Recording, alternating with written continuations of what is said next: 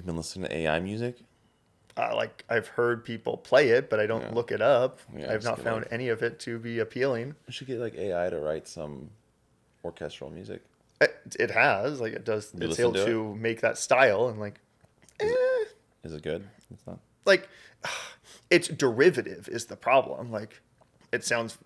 You tell it, I want something that sounds like the Dark Knight music with a little bit of Mission Impossible style, and yeah, it'll make something that sounds like that and emulates it. But there's not really much creativity or soul behind it. May it'll grow at some point, but for now, it's not something I delve into necessarily. Yeah, we were listening to like it's just like jazzy with yacht rock. It's pretty good, just good background music for like your restaurant or something like that. Sure. I imagine, yeah, it's pretty That could cool. totally work because like those are places that Yeah, are not a like little funk in there and stuff. you don't need something recognizable or specific. You want to set a certain tone and vibe and style in there. So yeah, that's a totally Yeah. great place for it. Elevator music would be a great option for it. That could be a fun idea. I was Right. that you would walk into the elevator, you're going up 11 stories in a place and it asks you like, hey, name a piece of music, and they'll make something that sounds similar as you're Or they riding use up. like a camera and then it analyzes you and it judges you and it plays music that you think it thinks you would want to listen to. That'd be a little much, but sure. That might be. I just talk about simply like a weird service that some ritzy hotel could try to throw into their Yeah, elevator for some weird appeal. could be. All right, you want to start for real? Yeah, that'd be great. I was like, we felt like we were vibing for a while. I'm like, this is Yeah. Well, I think we go. Is there anything you're doing at the moment that I'm doing. that you want to? Obviously, I'm trying to pitch my card game a little bit more. Let's start with that. Yeah, card game, big thing. Obviously, my production work is going pretty good. Certainly been diving into some cool AI stuff. I was literally on it for like 3 hours last night trying to come up with a good business model and all that. There you go.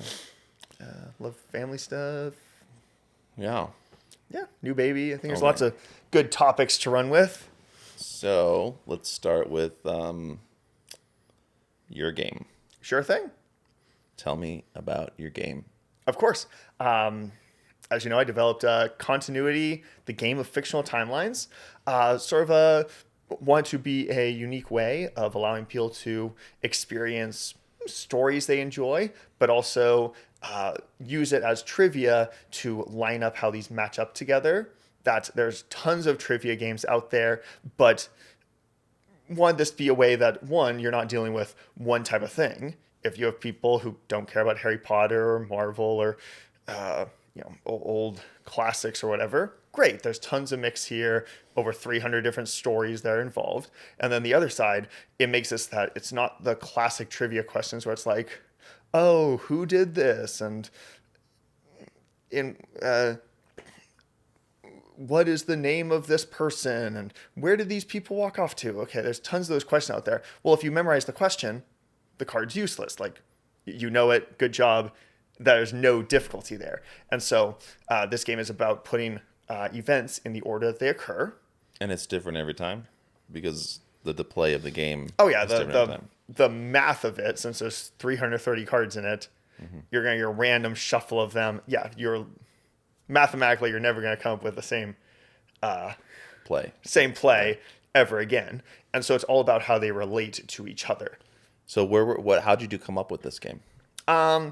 I'd always been interested, of course, in fiction and in board games. Some friends and I were just like chatting about various stories that have like events in them. I'm like, this will make for a perfect game. This sounds so straightforward, something that'd be easy to understand. I can explain the whole thing in like 20 seconds. You get a few cards, you show them how it works. So makes it very appealing in that way. And yeah, ever since then, that was literally like 10 years ago, 2014 now. So it's been quite a long progress of Yeah, creating totally. it. But the game came out like it was a few years ago. Yeah, I printed the physical copies So it took about 3 years ago. 5 years or so to, I guess 7 years to put it together. Yeah, somewhere on there.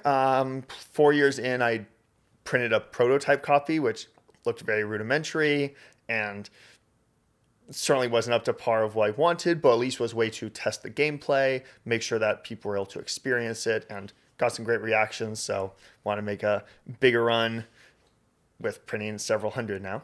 So what was like the beginning process stage of the game?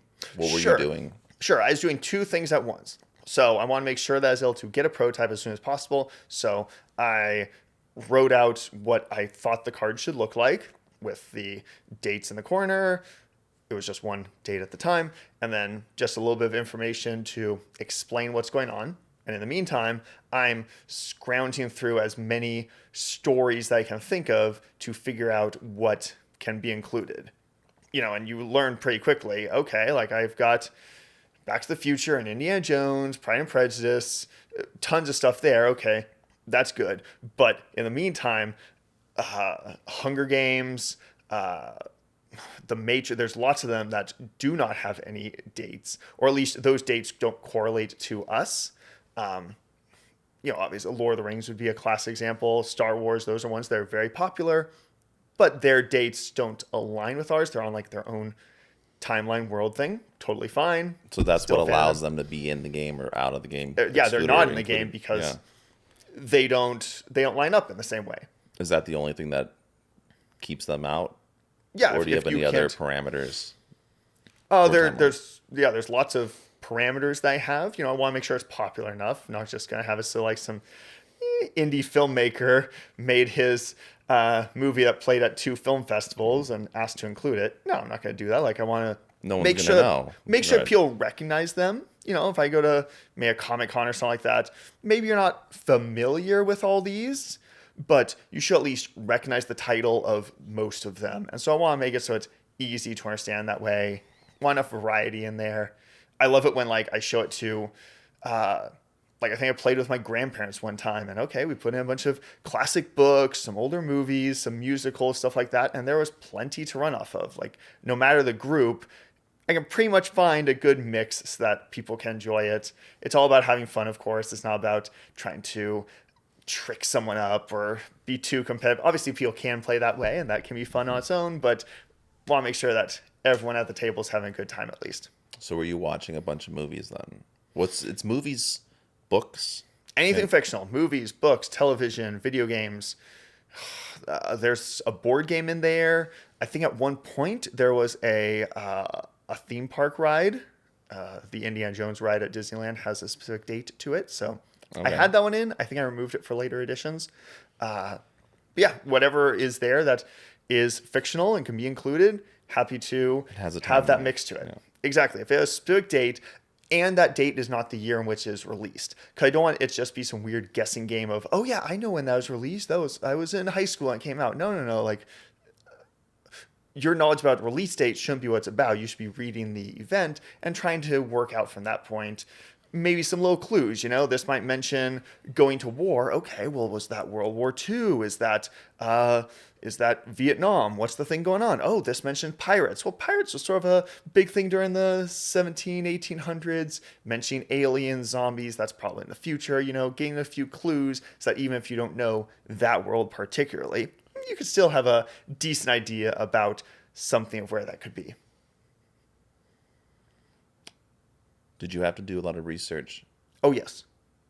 Oh, Did you yes. spend like nights researching? Oh, yes. I would say every card on average took me about an hour to figure out. You had to make sure that date was correct. It wasn't just about the date. The date is possibly the easiest part. There are a few times when it's not that easy. One of my favorites of example of that is High School Musical. Not sure you watched it. Totally I fine. have not seen it. The opening scene is where the two main characters are partying and meet each other at a New Year's Eve party. So I'm like, oh, dang, New Year's Eve. That means the year changes during the event. So I had to check the movie. Do they meet before midnight or after midnight to determine that? The same issue happens with Little Women. The characters meet Lori at a New Year's Eve party once again. So got to have that issue going on there. I think Snowpiercer has the same problem. So it's not a problem, of course. It's just sort of a funny thing to mention. I do write on the card that happens on December 31st. So hopefully that clarifies it for some people. And obviously it's only a 1 year difference, so it shouldn't affect gameplay that much. But it's a funny thing to make sure that the specificity is there. Mm-hmm.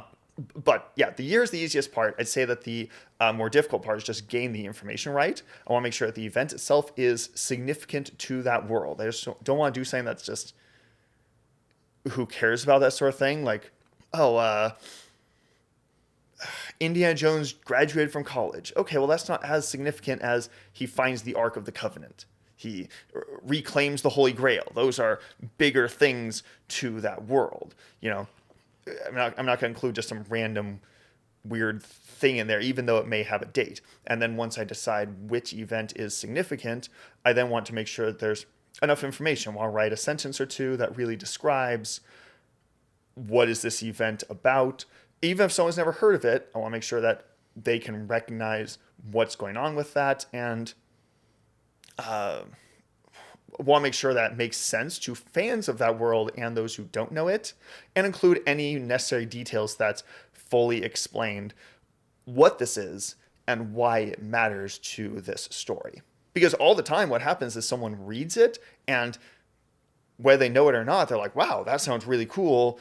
I want to watch that, or I need to rewatch that. Like it brings up these kind of conversations all the time, and maybe the conversation gets a little derailed, and it's like, oh wow, yeah, I want to rewatch Terminator now. I haven't seen that thing in years. Let me revisit that because this sort of described in. Oh, I had no idea that happens in 2029. Wow, we're coming up on that. That's only a few years away. That kind of thing. I do love that I have a card from Star Trek of World War III taking place in 2026. So we're getting really close to that one. Yeah. Very close. I really wanted that. I really wanted a World War III card, so I scoured around to find that one, and Star Trek is popular enough to include there. Cool. Does the rating of a movie affect if it's going to be in the game or not? I certainly have quite a mix in it. I don't list on the card whether or not it's PG-13 or whatever, and I do tell people to sort through. I tell people to draw 3 cards and pick one. So, if you're reading with some kids, maybe you don't want to include Texas Chainsaw Massacre or something like that. And that is totally fine. Like, I encourage people to be selective and censoring whatever you want to refer to make sure that's tailored to your audience, whether it become enjoyment or maturity, whatever there. But it doesn't affect too much of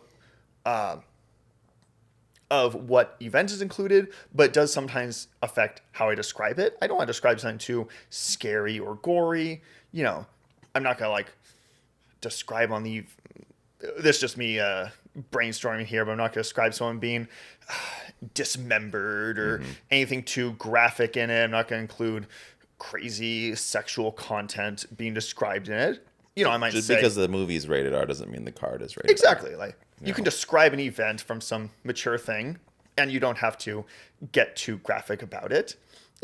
The Bible does it plenty. I'm sure I can do the same of being good about writing an event and not even get to... I think Shawshank Redemption is one where, he's accused of...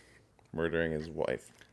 Yeah, because she has some affair or something like that. I have to revisit. I haven't watched it in a while. But, I just describe, as her lover, and I think that's how I describe it in the movie, so therefore I feel fine saying that, and don't need to get graphic about it. Lover is a pretty generic, fine, easy term to use, and don't want to get too crazy about it, I'll just say, I think there's hardly any, that's probably the most sexual content in it, I don't know if any card even mentions kissing in any of them, maybe, but I don't think so.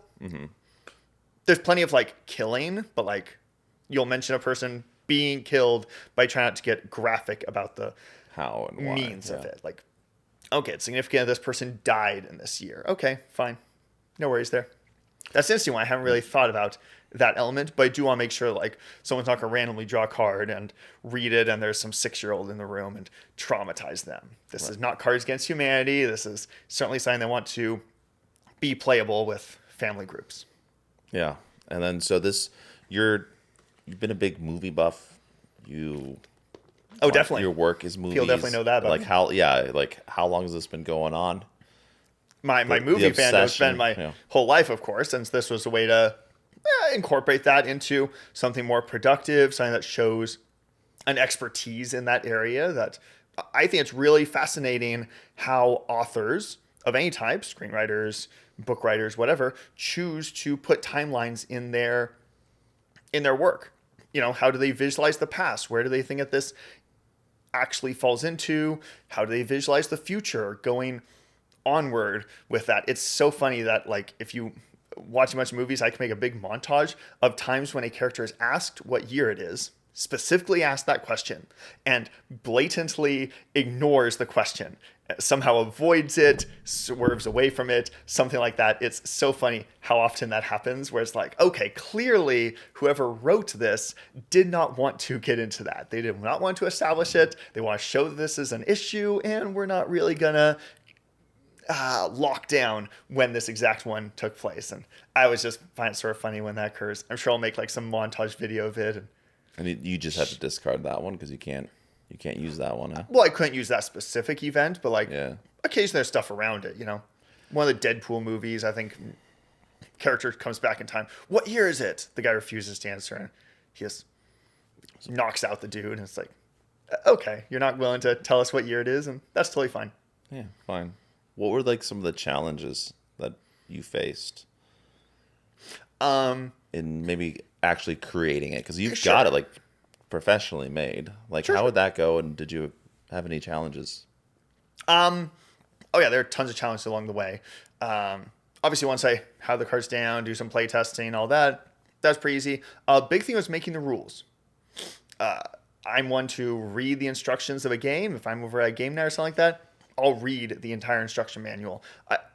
Mainly, I just want to make sure that I'm playing it right, that I'm understanding how it was. But also, I feel like there's almost an art form to making sure that's as concise as possible, that looks appealing, all of that. And so I think the rules was actually a really tough part of being able to write out everything that's entailed in it, but also making it nice and streamlined. I didn't want it to be some 20-page document. You know, this is supposed to be something you could read in like 5 minutes, get down how it's supposed to be. Because the majority of the time, I explain it to people, and I do still believe that's the best way to understand it. But it's totally fine to read an instruction manual. It should come with that. So that was a really tough part of narrowing that down, getting a lot of feedback about how it should be structured, how much content to include. And Like I'm while pretty you're happy with it playing, now. and like the person you're playing with is like, you can't do that, and it's like, oh, it's not in the rules. Maybe we should put that in the rules, and you have to reevaluate it. And Sure, and the way I visualized it is the cards are almost a tool, and here's a suggested way to use it, and it's totally fine for you to come up with your own methods. I encourage people to have their own house rules, so to speak. These are guidelines, these are suggestions, these are a really solid, good way of play. But if people want to come up with their own way, you know, maybe like read 2 cards at the same time, and then try to put them both down in some way. I don't care. I think there's some fun ways. I've seen a few friends who came up with some unique ways to play it, and that is very much encouraged there. cool. Has your, I guess that's, I don't know, is there anything else in the game that you Printing. printing? Printing was the other big part. I looked all over, went to forums, Facebook groups, Reddit threads, all those sort of things to figure out what other people suggest. Because it is very simple compared to a lot of them. This has no weird components in it. It's not going to have a massive box. So I wanted to make it as simple as possible. Make it small and compact, easy to use. And I feel like I was able to accomplish that, but took a little bit to find a good printer and also something that really stays within budget. There wasn't, for a while, I was going to go the Kickstarter route, but there's a little bit of fees on top of that. There's so much like weird, you have to communicate with your backers. There's just additional elements of it that I didn't want to have to deal with. So I decided to just self-fund it, put up the money myself, and now I've sold a few hundred copies, but I still have a good inventory left to be able to get that out there. And I was able to find this place. It was being done overseas, since that's where the cheap ones are. I would certainly love to. I would would love ask if it was local, but Sure, okay. I would. The place that runs it, that takes in the paper, makes the documents, make sure that they all are fitting right. All of that is done in Chicago. The place is located there, but they do print from China. I don't shy away from that. In fact, legally, you do have to print that on the outside of the box, and it is on the box. I do hope to print it in the States in upcoming version. Definitely favor of made in America, but I'd rather have it be made at all and at a budget that I can afford, as not trying to break the bank here in any way. Yeah. Well, at least next time it was designed in America. Definitely, yes. I think I even say that in the instructions. Did you design the cover yourself? Or? Oh, sure. So that's a very good question. I do want to throw this out. So the main logo of the game and you can see the logo on my hat. Yep. The main logo there and the card design is done by my friend Cameron Tennis. He did an amazing job. I cannot sing his praises enough. It was exactly what I described. I told him just come up with something cool for a logo, just the word continuity and an easy to read font. And since it's about like timelines and fiction stuff, how do you make it a clock as the background and make it like flying through hyperspace? And that's exactly what it is. It's amazing. I love it. And the card design looks so easy to read. Nice background to it, all that. The rest of the box, I found someone on Fiverr, I think it was, or Upworks.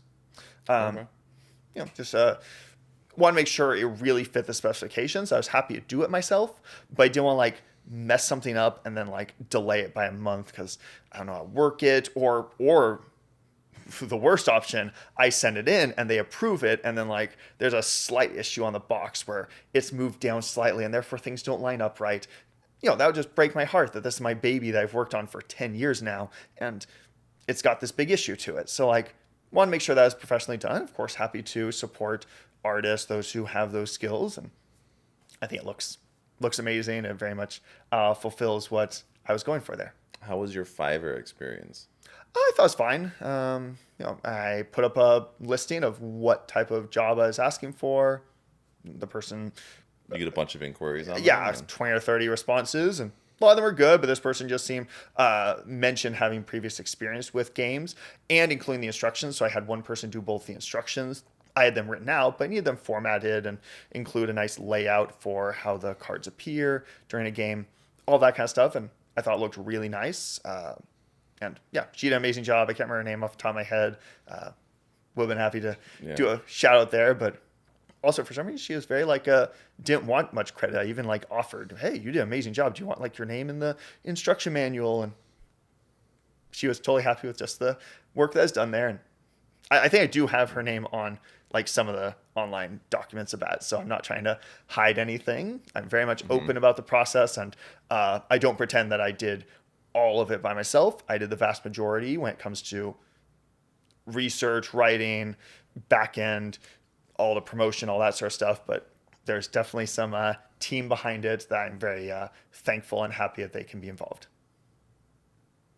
It takes a village, Yeah, it does. Yeah, and I've been able to take it to Comic-Con events, been able to show it at podcasts. Is it online? You can buy it online? Yeah, if you go to the pages for it on social media. I do not have a website yet. I need to jump on that, certainly.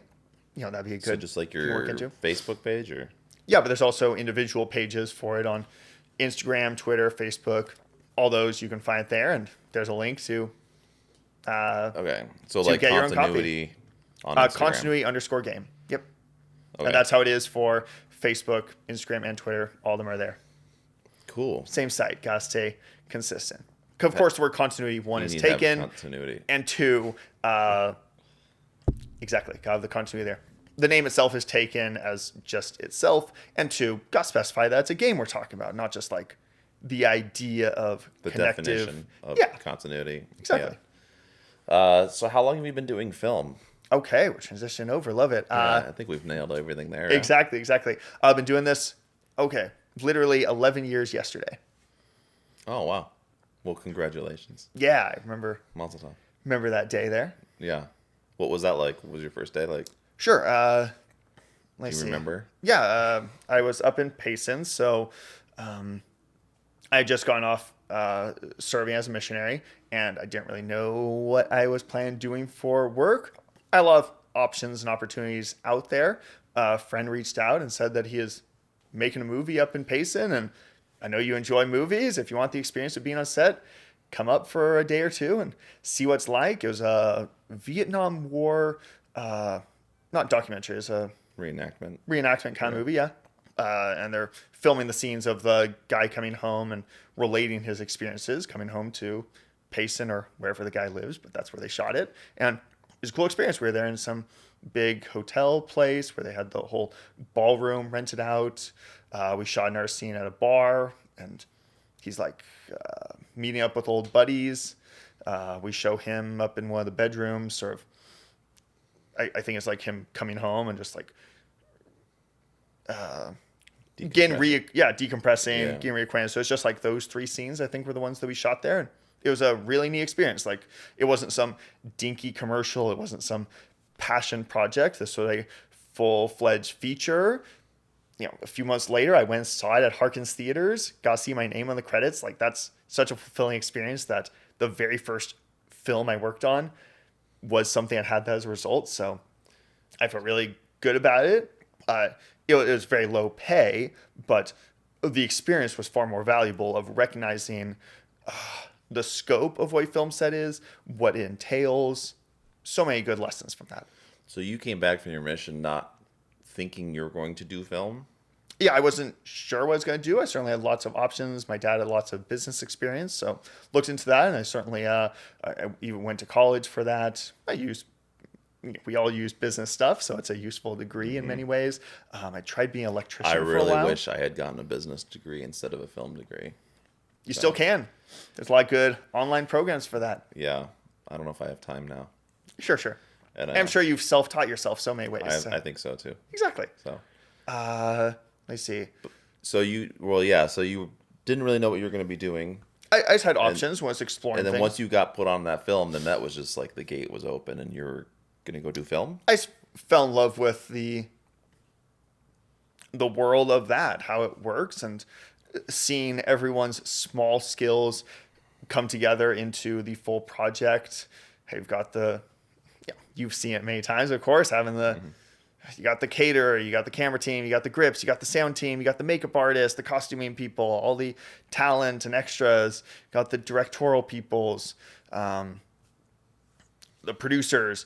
Such a big group, and seeing their small efforts come together, seeing how the schedule has to be followed so precisely. And one part that I didn't mention is all through my childhood, I'd been a big fan of bonus features.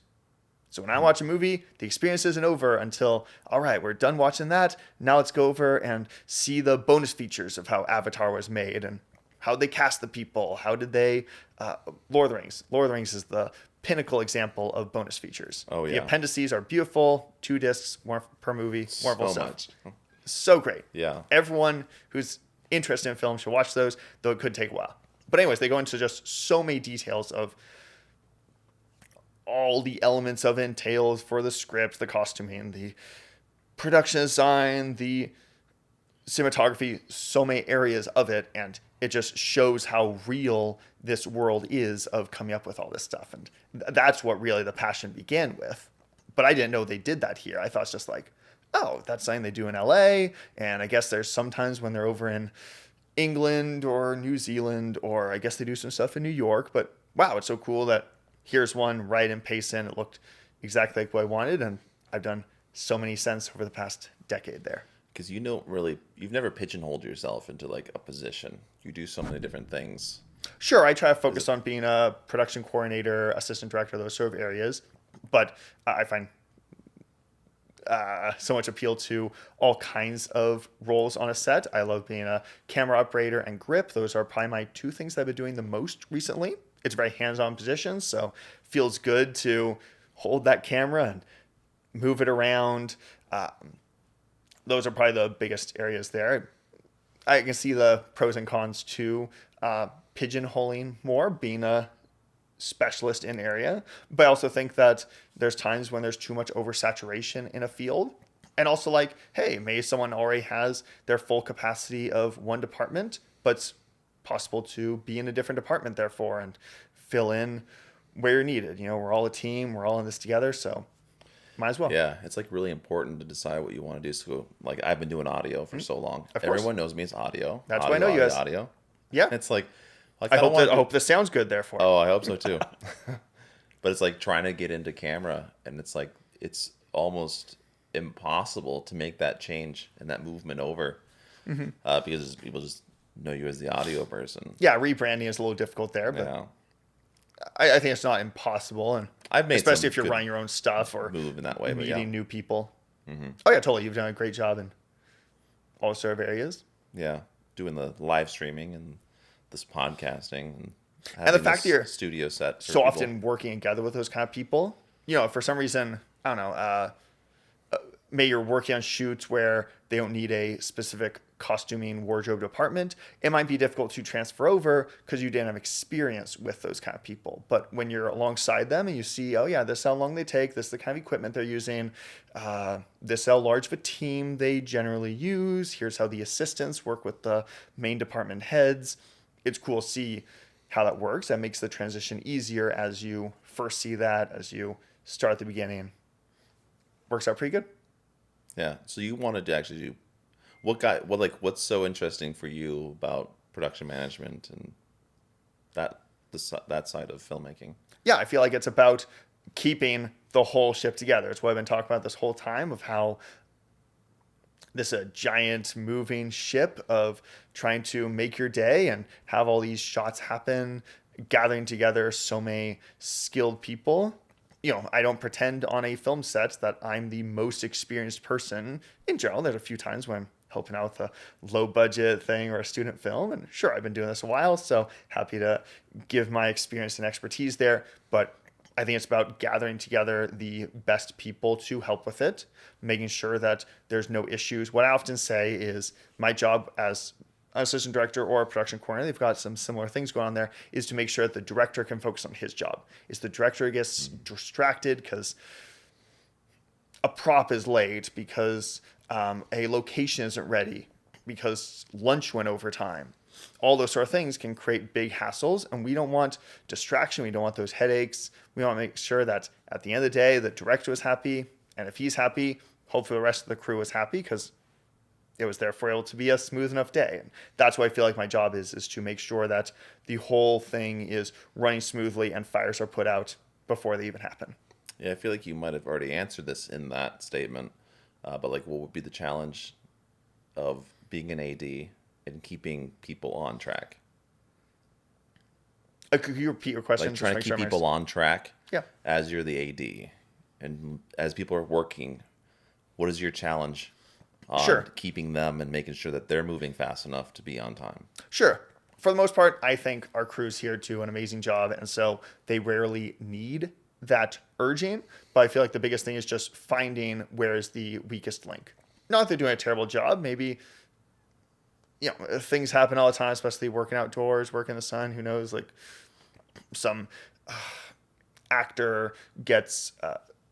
What I'm just trying to say is that when things happen, trying to anticipate those and to recognize what is the current issue, being able to see if I can address that myself, or if I need like some higher up authority from producer or wherever to adjust things a little bit. We have a delay in this area. This actor's not ready yet. I know you need them in 10 minutes, but really we can't have that unless you want them to look awful out of makeup and they're not finished. So can we switch around the schedule a little bit? Can we delay that a little bit and focus on the other talent and then move on to their shot? All those kind of areas where there needs to be slight adjustments. Rarely does a film set go exactly the way it's supposed to go, and that's totally fine. That's one thing that I love about learning from these special features, behind the scenes look at huge projects that make hundreds of millions of dollars. They have the same kind of issues that we do. Like as watching like showing up and you get your call sheet and you're like looking at the schedule and they're like, all right, so that schedule is changed. Yeah, happens all the time. Why'd you even give this to me? It's nice to have a reference. I can see the bonuses either way. That it's nice to reference what it was. It's nice to see how closely things align. Even if you're filming 5 scenes and scene 2 got flipped with scene 3, 4 and 5 are hopefully still the same. We can stay on schedule for that. Hopefully we can still use that as a reference for which actors should appear. I think there's lots of value to keeping the whole crew informed about how things should be run. Yeah, I've gotten changes where it was just like completely different.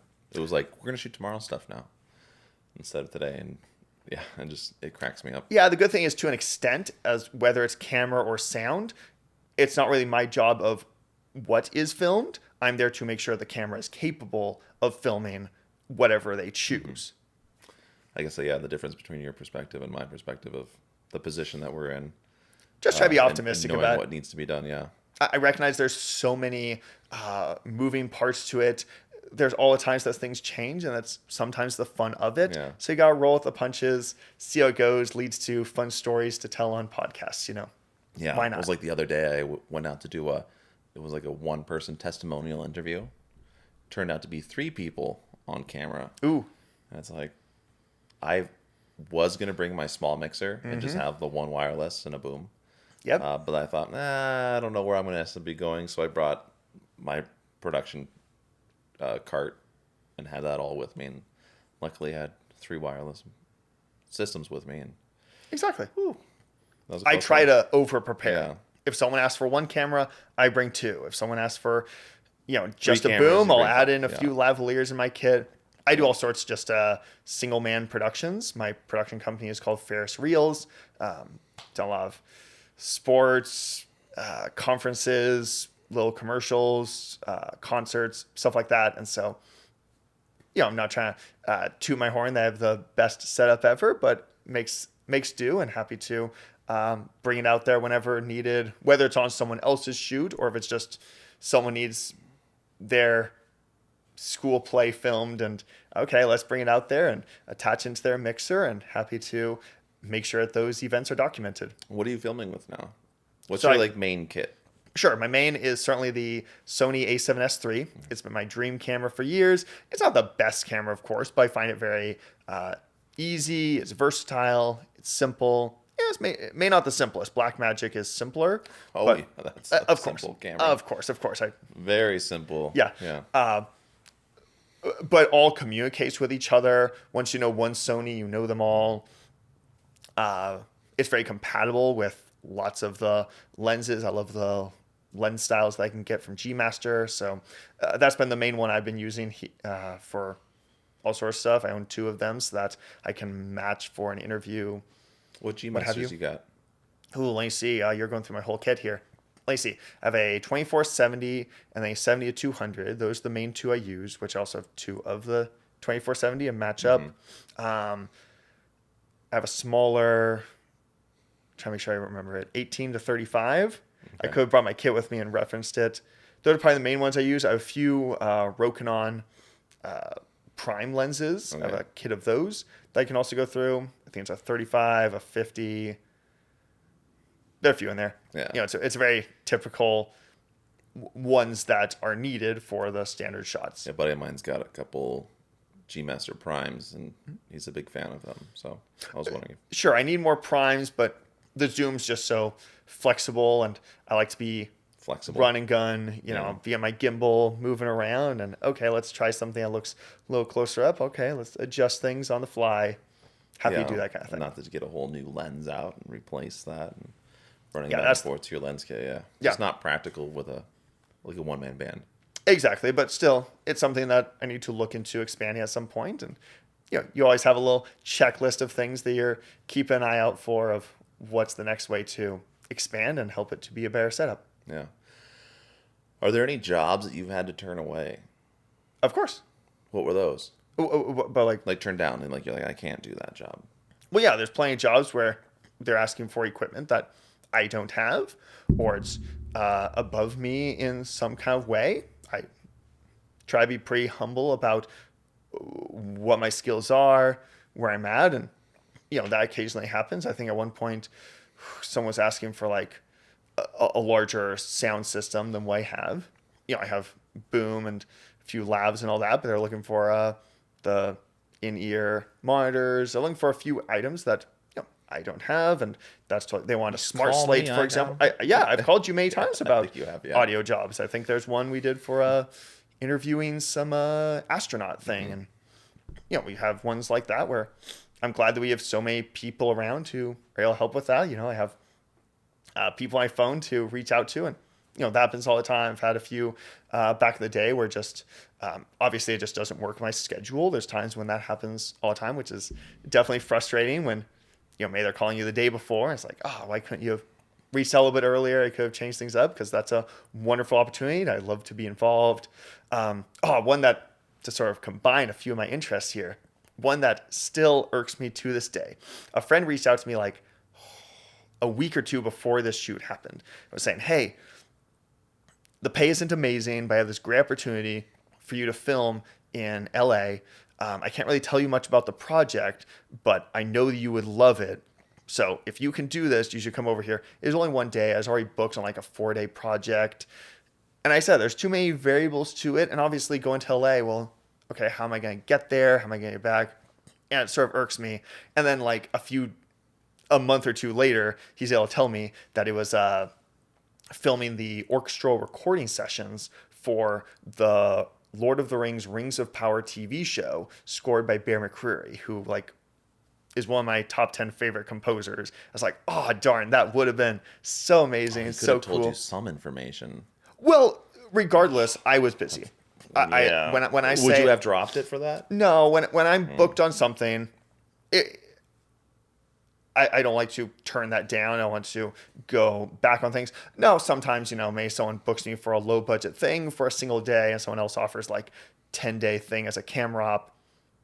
I'll reach out and say, hey, there's this really good opportunity.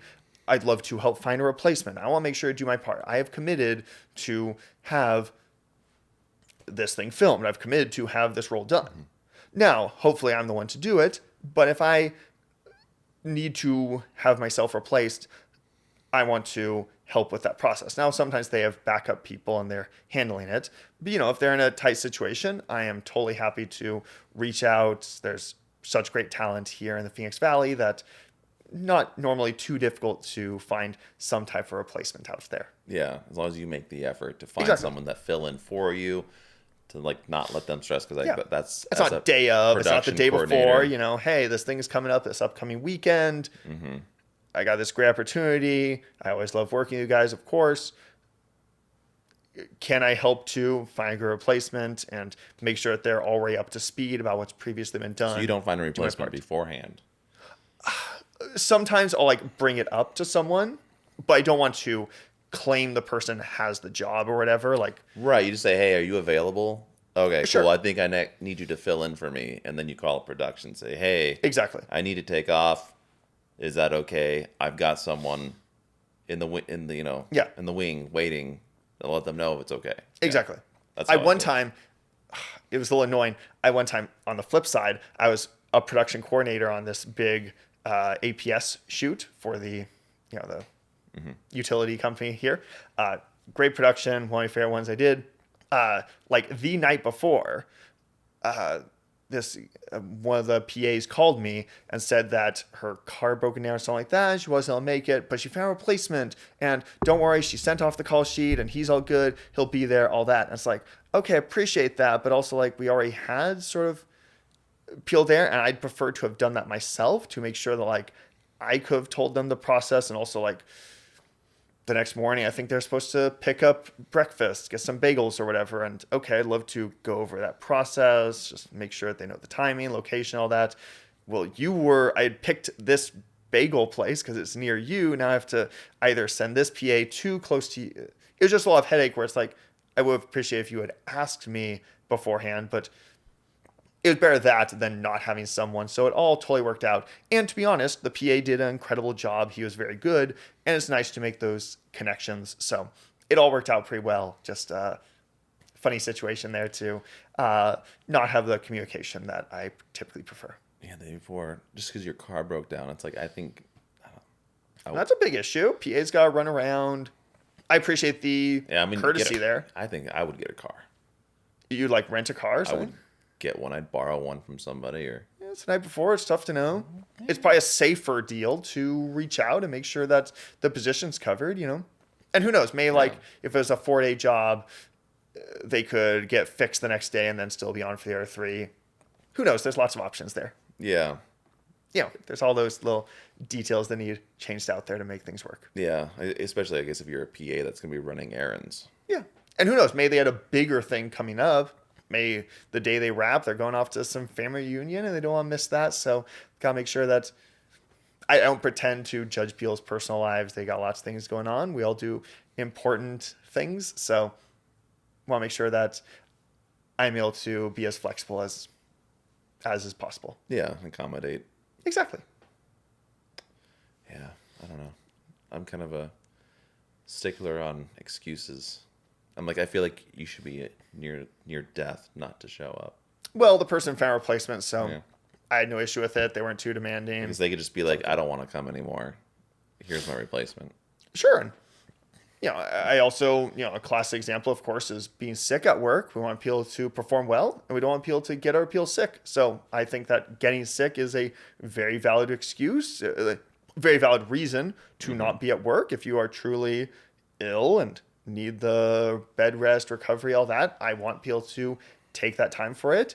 If you're capable of finding a replacement when we need it, that's great. If not, of course, just give us as much leeway time as possible. That's part of the reason I love that our departments are so large. If you have a 5-person camera team with 2 operators, a couple assistants, and a PA in there, if one of the ACs has an issue one day and couldn't make it to set, and one of these issues happened, hey, I feel like we have a robust enough team, and maybe one of the grips is really good at camera and can help fit in there. We're all a team. We're all here to work together and help out to make the project a success. That's how I see it. Yeah.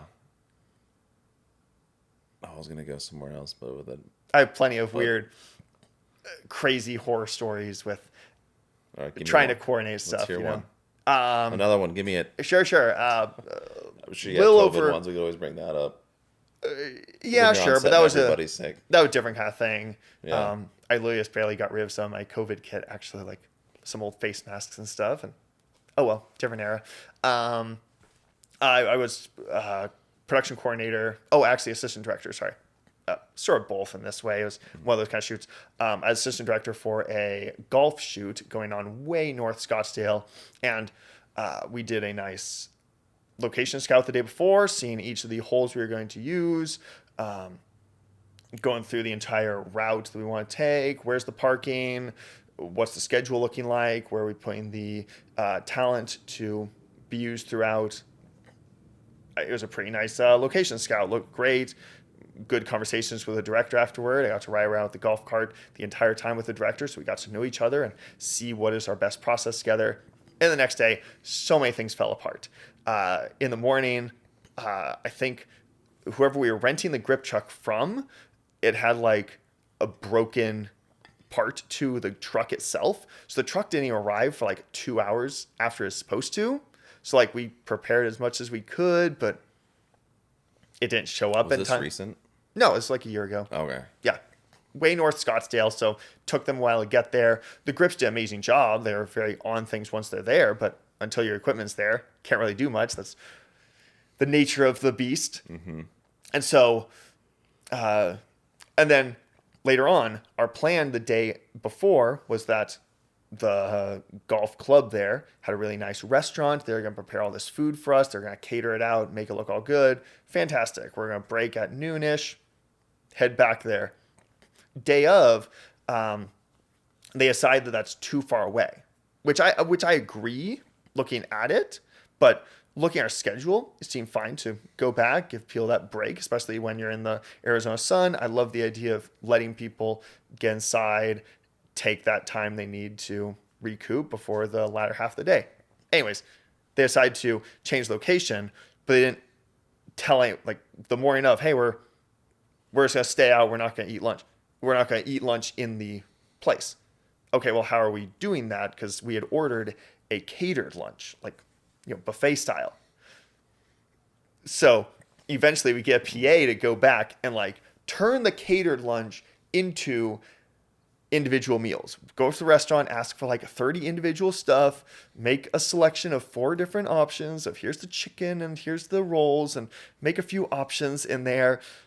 Now we're down a PA for like an hour or two to work on getting all this food together and making sure it's there on time. It was just such a headache and nightmare and trying to get people over. And there were literally only 2 PAs that day. So now there's only one because one's busy that morning. The other one wasn't that experienced. So a lot of stuff was on me of like, oh, we got to move this thing over. Well, I have no one to help me with that. The grips, of course, are behind on things because they've got this truck that's late. It was just such a nightmare that entire day.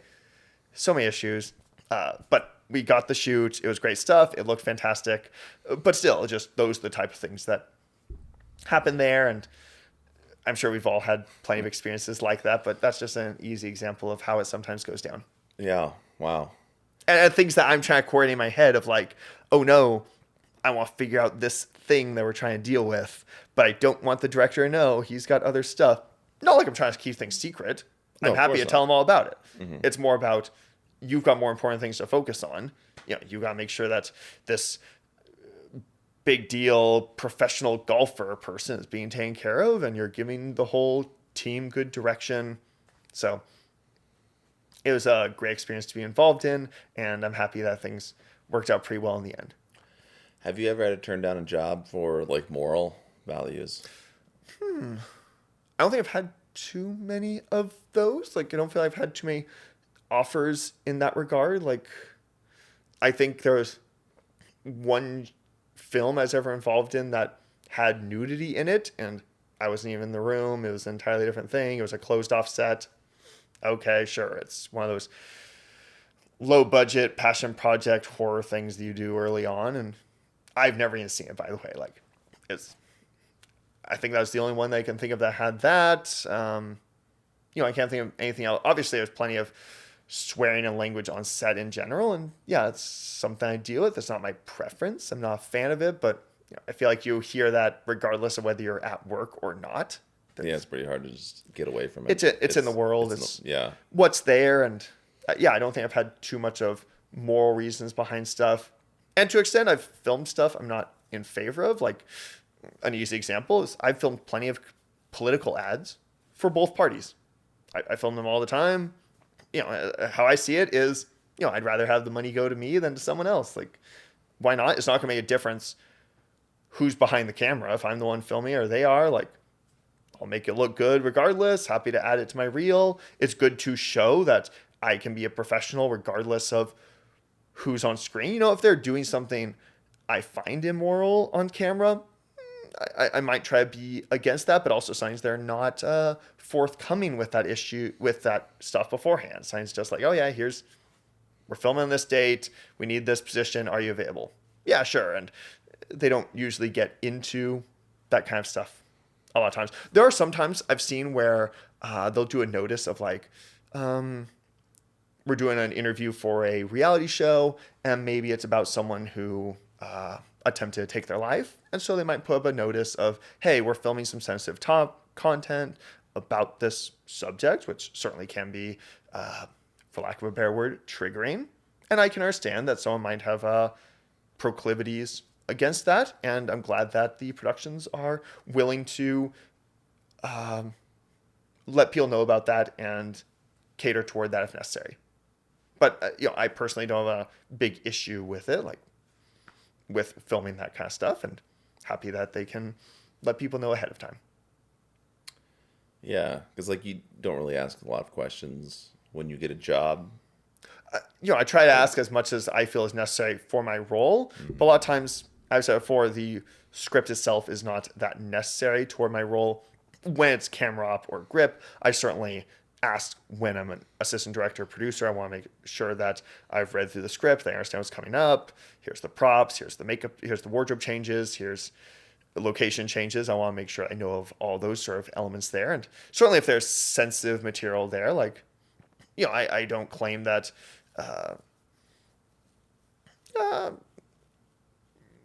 sexuality and stuff like that can't be at all in film. I think there are very respectful ways of portraying that, and glad to make sure to cater toward that if it's needed. If I'm an AD on a shoot and there's some sensitive scene, great. We're only gonna have the camera operator and the director in the room. We're gonna make sure to block off the time for it, give people enough time to get into the right headspace, and make sure there's the opportunity to make sure that that's filmed as professionally as possible and as respectfully as possible.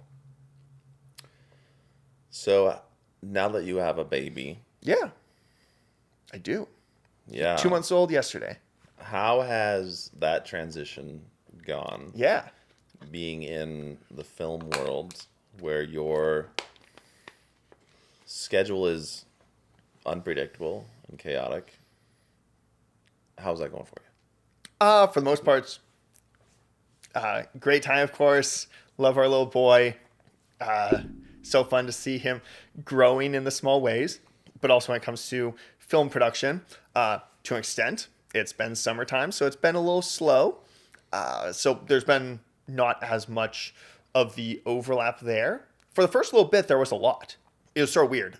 Like for the first 3 weeks or so, I think I didn't go 2 or 3 days without being on set. Like I was off on one thing and off on another thing and going all over it. Worked out pretty well. She had family in town, was able to help out with things at the home. Um, but certainly looking forward to some of the projects coming up. So I was going off to these other projects, and she had family in town, so worked out great. My mom, her mom, a lot of them were doing a wonderful job of taking care of things at the house, giving her breaks, preparing meals, all things that are necessary for a new mom and a new baby altogether. Um, so I think it's been going pretty decent in that way. We've had a great time with it. Um, yeah, looking forward to some of the upcoming uh, shoots to incorporate that into my schedule.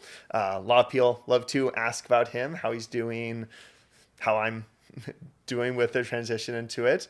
Um, yeah, and to an extent, my wife, of course, has been very used to my schedule, so she knew what to anticipate. It wasn't something to catch her off guard. She knows I'm sometimes working long hours or unpredictable hours, so we just make sure that things are always prepared for if I need to take off and jump onto some project there. Yeah. So do you ever have like any conflict in your schedule and With baby, with baby or like with your wife? And for the most I part, always wonder if she recognizes that I want to be a good husband and father and do my role of providing for the family. So if it's a good enough opportunity, make sure to jump on there. There's sometimes when it's like, you know what, that really isn't worth the time for it. And that would probably be a decision I make regardless of baby, just about making sure to use my time well. And there's lots of ways that I can work at home, whether it's applying for jobs, updating my resume, building my skills, working on editing. There's so many things to be working on at the home, and be aware of things. If she needs me to watch the baby for a few minutes, hold him, give her a break, help make food, spend a little time together. We got some breaks in the day to make sure to help out in whatever ways I can. yeah, cool. You guys have set a great example for that. It's great to see Oh, thank you you. as parents and how you've transitioned into it and be able to work with two babies now, and Yeah, it's getting fill that it's in. getting chaotic and crazy. Sure. I'm sure it'll get even more so. Yeah, I don't know how people do it with like 4 or 5 kids. I'm sure it takes a village, as they say. Of I guess it's like Going once you through have more kids and they get older, then they can help yeah, with the younger kids. an Or at older least you don't kid have to needs a little watch less them as much. supervision and able to Yeah, support in various ways, and hopefully have a good system down. yeah, And of course, God helps a ton, and making sure that rely on Him in these areas. yeah. What else you got? Are you working on any project yourself currently? Any the next game, right? Series 2 or part 2? I love to update it and keep adding to it, but I don't visualize a game coming up. One big thing I want to do, one big thing that I'm researching how to get to that phase. I'm working on a podcast where I want to be interviewing producers of behind the scenes content to make sure that people can be aware of how all this gets put together. That when we watch something about how all the costumes were made for some TV show, or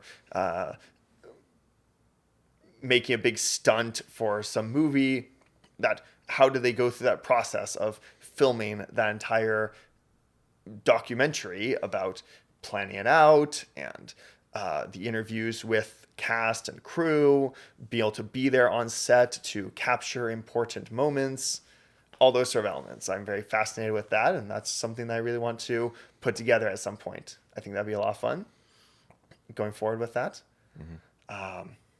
Certainly delving into AI, that's another area that I think there's a lot of potential for expansion and learning skills, being able to incorporate into a lot of various elements. As we've all seen, it's weave its way into so many industries nowadays. Have you been using it for your game?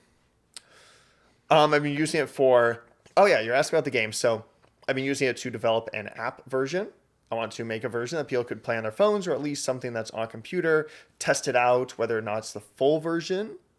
It could be paid or advertised through that, or if it's maybe a smaller version and just, hey, you've enjoyed these 50 cards, buy the full thing and play with your friends with 300 in there. So haven't gotten that far to figure out. Make it like an open source so that way people can add their own timeline information. That'd be awesome. One thing that people have suggested is being able to put some real stuff in there. So like, maybe you have a set, a couple's getting married. Okay, well, let's add in events for when each of you was born and when is the wedding date and when did you graduate from college. Let's put important dates from your lives and see how those correlate in, Oh, look, I graduated from college in the same year that the Battle for Hogwarts happened. Wow, that's sort of cool. Like some random stuff like that to add a little bit of flavor to how people visualize their own time going on there. Like, I think there's some fun things to experiment with to put in there. Yeah, that would be pretty cool. Sounds like fun. Yeah, just some interesting ideas to tweak into there. Yeah, so just give them like blank cards and they can add to it. Oh, sure. I was meaning with the digital one. Oh, but the digital one, for sure. And also, I would visualize having the blank cards myself and making sure to print it well, because I want to make sure that looks quality. You're not going to get a dinky card with some writing on it that would maybe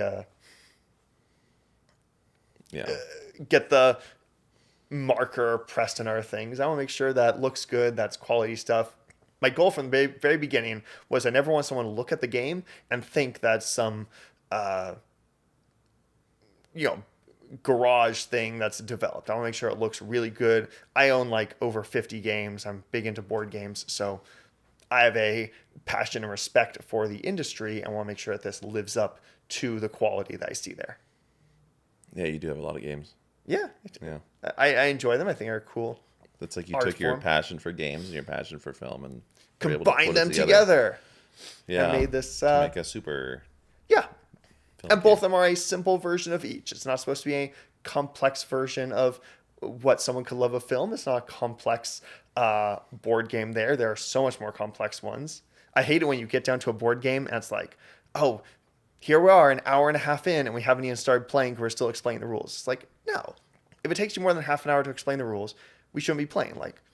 Now, there are some games that are more complex than that, but you shouldn't have to need those for the first few moves. I'm a big supporter of explaining just the necessary ones and then building off of that, milk before meat kind of thing. Hey, now that you've played 2 or 3 rounds, now that we've done a couple of hands, now let's explain this more complex concept here.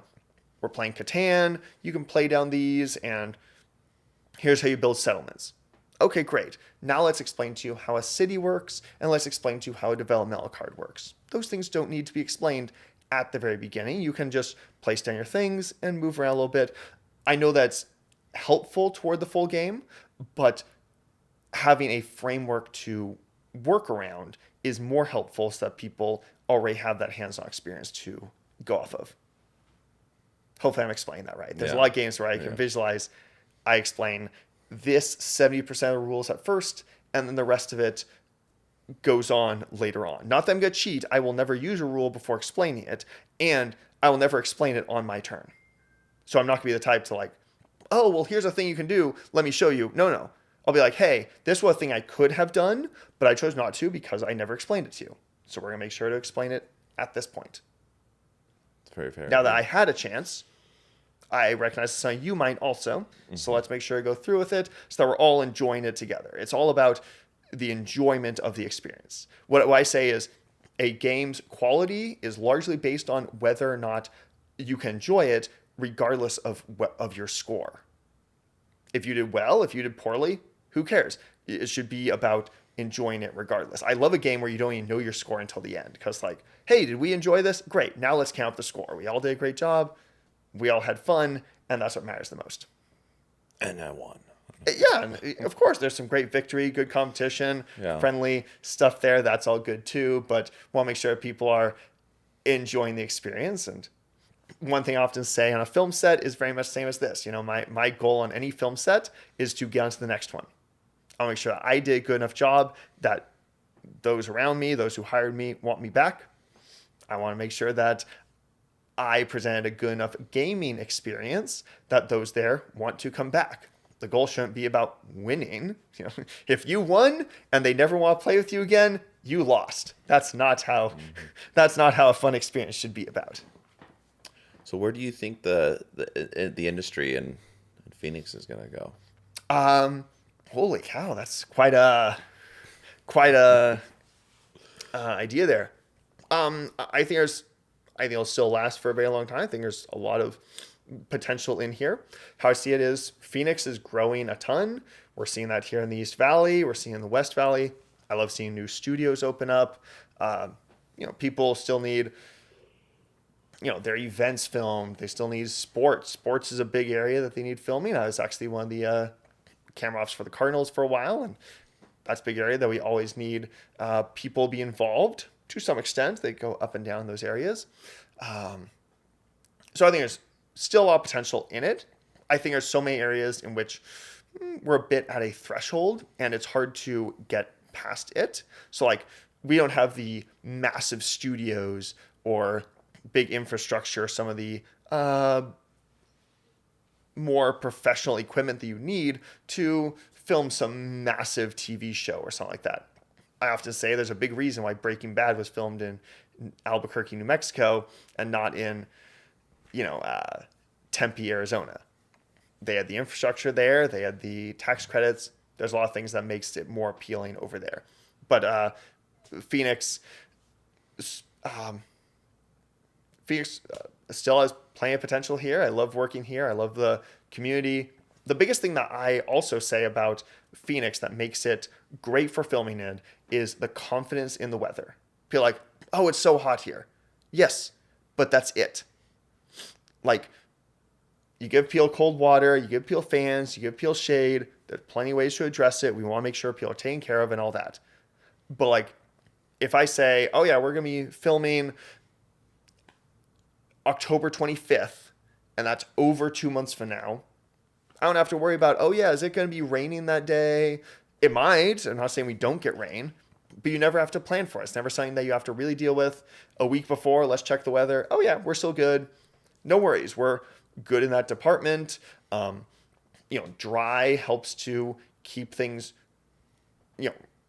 really good. A dry, hot place isn't going to do that much damage to a camera compared to like if it somehow falls in a puddle or gets issues with that. There's so many other problems. I grew up in Oregon, so that's a very rainy, wet place. I've traveled all around. I've been to like 37 of the states. So I've seen a lot of the differences that are out there, and I love the type of climate that we have here. And I think it's really helpful toward these larger shoots where you need to have confidence in your entire day being able to get done what is on the schedule. Do you ever use the 30-day forecast? Yeah, sometimes. It's kind of fun to look at, huh? Yeah. See whenever planning out a shoot, if someone reaches out to me, production coordinator, I will make sure that we know what those are. I list it on the call sheet, what's expected for those days. And yeah, whenever there's a day where it's like, oh yeah, we're expecting some rain that day, or we want to maybe take that day off, or we want to make that our studio day, or we want to just take advantage of it. And all right, sure, we'll put things under a canopy and be able to make the most of it. There's so many ways to address it. It's all about working as a team to make sure that everyone's on the same page about addressing whatever comes our way. That's how I see it. What's your favorite craft service snack. My favorite craft service snack is the Nature Valley protein bar. I think it's dark chocolate flavor and peanut. Nice to get a little chocolate in, a little sugar. It's good to have that protein, the nuts. I think it lasts in the pocket for a while. So like maybe I'm grabbing something to be on location for a bit and not gonna be back there for a little bit. Not gonna eat it immediately. I think crafty shouldn't be about eating it right then. It should be out later on. So that's great. I actually have a list. Whenever I send a PA out to go get crafty, I send them like this list of 10 items. And basically what I say is like, you start at the top, you go down until you run out of your budget. So it's like granola bars first, then chips, then I think oranges, nuts. Got a nice list of how to go down it. That way we got the essentials in it and everyone's pretty happy. Want to make sure people are decently healthy. I don't like loading people up on sugar. Want to make sure that there's the good kind of chips out there, that some natural fruit snacks. Are there any good kind of chips? I liked the baked Lays. I think those are pretty good. I can name them better when I'm in the store and I see them in front of me. I think Costco has some really good variety packs out there. If I was on my phone, I'd totally just look up a few. I usually don't even grab a bag of chips. I try to, but I enjoy them well enough. And it's nice to compensate for some flavors in there. And of course, people like to eat them, so I'm not. The salt from them is nice for keeping in your hydration sometimes. So helps you be able to hydrate more. Oh, and obviously those hydration packs are fantastic. Those are a nice addition. I sometimes visualize them as crafty because they go like in the water, which water is crafty, but it's like I visualize crafty as almost like the thing you eat itself. Whatever. That's not here or there. Water, sodas. Yeah, of course. I guess I visualized it in the same category as Gatorade. almost gum. Like, is gum part of crafty? I guess gum could be part of crafty. I've seen crafty places where, without gum. I've seen a lot of crafty places with like Tylenol and little first aid items in there. Maybe even like a bunch of chapsticks that you could take and just keep them on your person. That's always a nice service they have out there. We've got some nice crafty people around here, so good to see the type of variety they put out to help support the crew and make sure we're all having a good day. Yeah, that's how I see it. What's yours? What's your go-to crafty item? Oh, what is that? They put it. It's got like 2 eggs, and it's chocolate. It's got nuts Cadbury in it. egg. Oh wait. No, it's like the ingredients is like listed on it. Huh. And it's like egg yolk and then like cocoa and. Oh, the like really natural bar things. Yeah, those are really good. Is it a Lara bar? I don't know. I forget what they're called. Oh well. So the style. Those are I try to go like for like the good healthy stuff. Sure. But I always you can crash if you're eating too much sugar or unhealthy stuff on set. But then that's like being on set's my opportunity to drink a Coke and have a fruit snack. So yeah, I'm very much not a soda drinker. You'll hardly ever see me drinking a soda. If it like ever happens, it's because maybe tight schedule and not enough sleep last night, so want to make sure I keep my energy up, and that's my caffeine of choice there when it's needed, but for the most part not really something I want to indulge in, trying to stay healthy as much as possible. I go for like the trail mix. I'll do that with the nuts. Nuts. Trail mix is great, of course. The nuts with M&Ms in it, but it's okay. Although it's it's so Red 40 and a little whatever something. else is bad. A little something isn't a big issue. Yeah, it's just you can't get away from it completely. Yeah, got moderation there. Yeah. No worries. What else you got? I know you had a nice chat with Joe about Christian kind of stuff. Didn't know if you wanted to delve in there. You want to go there?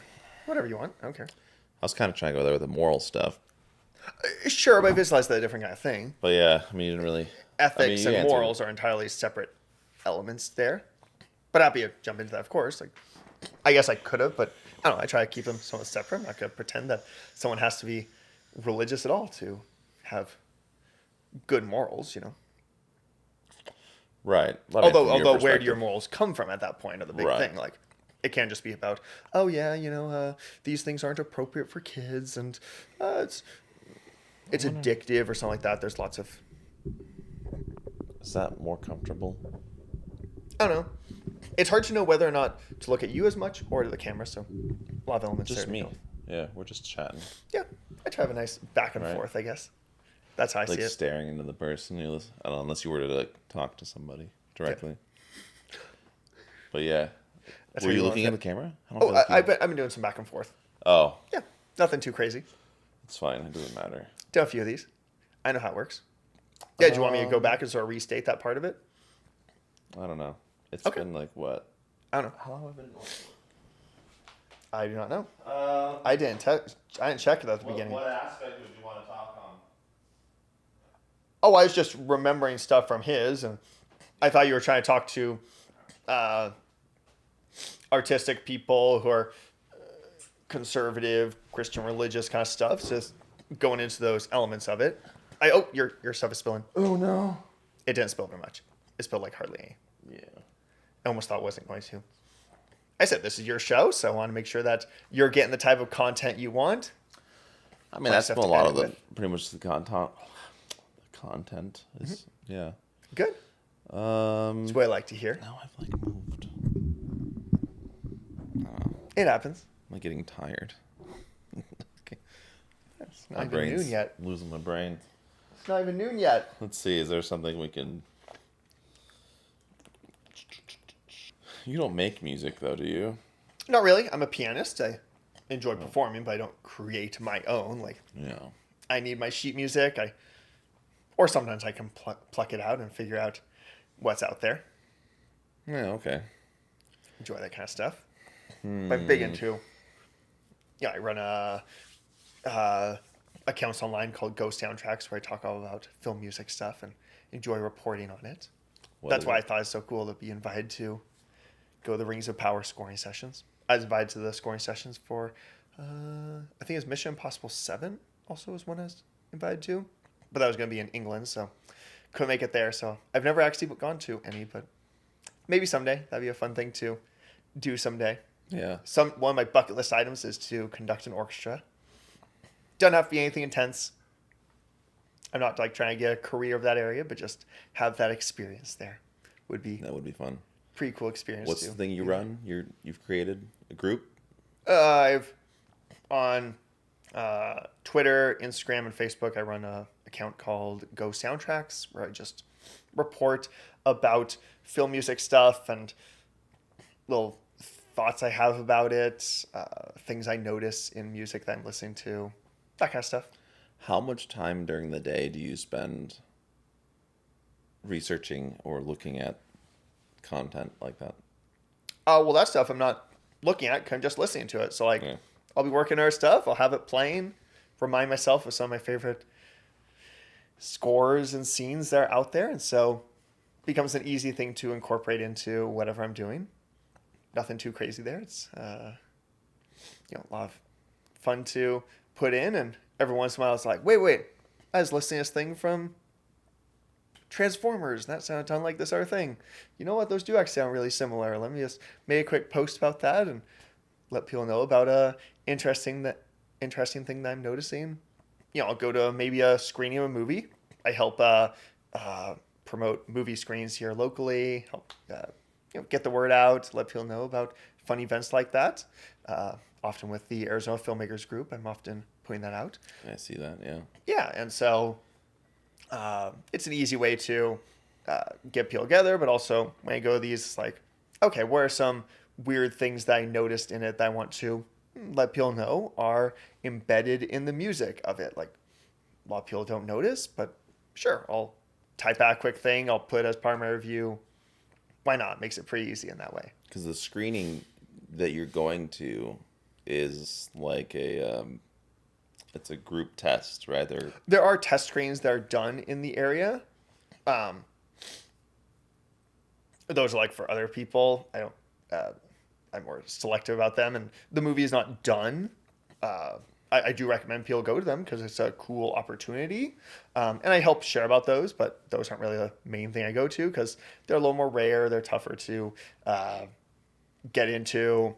There's a lot of hubbub around them, so I want to make sure that I'm actually seeing what's right. And plus, of course, you have to sign an NDA behind it. So it's like, okay, well, I could go to it, but I respect the process. I don't want there to be any issues, so I'm not going to disclose anything there.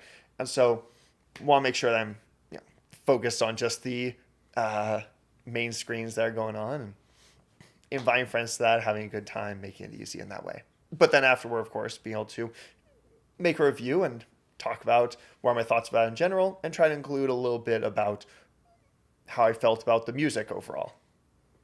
It was fun that I think it's last month in July. Yeah, last month we had both Jurassic World Rebirth and Superman coming out, and so both of them incorporated classic John Williams themes, the greatest composer ever, and it's cool to see both those coming out. New composer on them, John Murphy doing Superman and Alexander Desplat doing Jurassic World, and so we had these fresh takes on his original styles and themes that we've heard many times before. Interesting, yeah. So you had new composers. Oh, happens all the time. Old of course. material, yeah. And happens all the time, someone's too old or maybe their schedule is busy. There's so many examples of that. Is John Williams retired? Yes. Yes. Yeah, he's 93 years old. He's declared his retirement. Now, there's been times that he's come out of retirement. I wouldn't be surprised if he does something else. He just released a piano concerto that got performed last week, but I don't know, I would doubt that he would do another full film score. He has been supportive of these. I think 2 years ago, his last score was Indiana Jones 5, and it was fine enough, the music from it, but, not his best work, not going to include in a top 10 list there, but he's been so accomplished, greatest composer ever live. He deserves a happy retirement to enjoy. I didn't even know they made another Indiana Jones. Yeah, it's not worth it. It's fine. I liked the opening scene and thought it had some intriguing moments, but overall, not that great. I think there's only 2 good Indiana Jones movies of Raiders of the Lost Ark and Last Crusade, so those are the ones that I certainly encourage around. Let's see, was the last one Dial of Destiny. Is that with Shia LaBeouf? Oh, no, that's Kingdom of the Crystal Skull. 4? Yeah, that's the 4th one. 4th one, and the 5th one, and then that's the one they used. Then they make Harrison Ford look younger. The opening scene, they do some really good de-aging technology in it. He looks amazing. It's the best scene in the entire movie. It's so good to go back to that classic feeling of it, because the whole thing, he looks so old and all that. So it's nice to remember what a classic Indiana Jones adventure is like. Apparently they're going to be making more, so. So it looked really good. I thought the opening scene was quite well done. I thought, most of the movie is fine enough. It's classic Did he look like adventure. He did when he was younger? Yeah, he looks just like it. Impeccable. It looks really good. I'd love to have someone watch it and see what they think of. I think I showed it to my parents. I'm like, hey, look how he looks on screen. It's so perfect and all that. The clever thing, you haven't seen it, right? The clever thing is he's brought in with a mask on his face. He is being brought into some secret Nazi hideout kind of area like you'd expect. And he's got a hood over him so that he can't see where they brought him into. And then you tear it off, but you see this character on screen for a full minute of him moving around, getting the right gestures, right body and build. And so you're used to, wait, I think that's him. So the last thing you see is the de-aged face. So you're already accustomed to it being him. And that last element is the final thing to be revealed. And I think that was a very clever thing to help that illusion to really come to pass. Cool. Yeah. I was a little annoyed. Every Indiana Jones movie previously was produced by Paramount. And so what they would always do is show the Paramount logo, which is that big mountain thing. Yeah. And then transition into something on screen. The original one was an actual mountain on screen. I think the 4th one had like a prairie dog mound thing. All of them transitioned in. This one is not by Paramount, and they didn't even do anything creative with the Disney logo to may have the castle show up and then may transition into some old German castle thing. There's so many things they could have done, and they just didn't do it. Come on, guys. That was a bit disappointing there. Same kind of thing like when Disney bought Star Wars, and one thing that's really well known about the music there is how John Williams wrote the main title theme dum, ba ba dun, da da da da da, all that. He wrote that to be in the same key as the 20th Century Fox fanfare.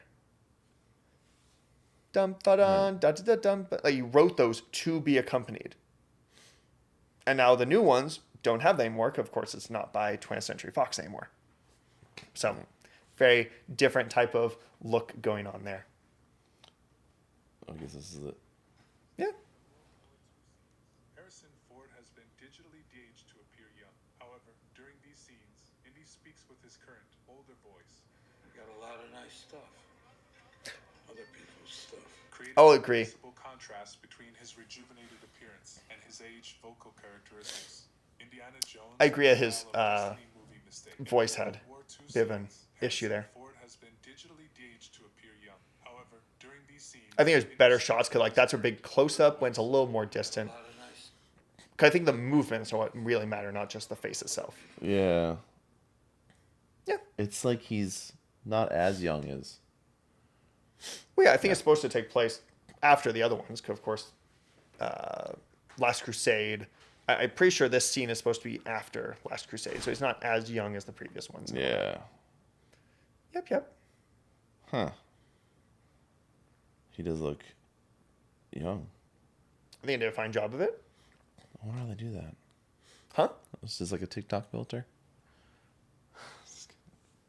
They track his face and use previous footage. Yeah. I liked how last year they had the movie Here, in which it's like Tom Hanks playing himself. Well, not himself, but like playing a character all throughout his life, like from 20-year-old until 70 or whatever. Mm-hmm. And it's being filmed by Robert Zemeckis, who of course had done Castaway, Forrest Gump, Polar Express. Like, if there's anyone who knows Tom Hanks's face for decades, it's Robert Zemeckis. And so it's just this perfect blend. It works pretty decently. The movie itself has lots of narrative issues, but I thought the performance there was pretty solid.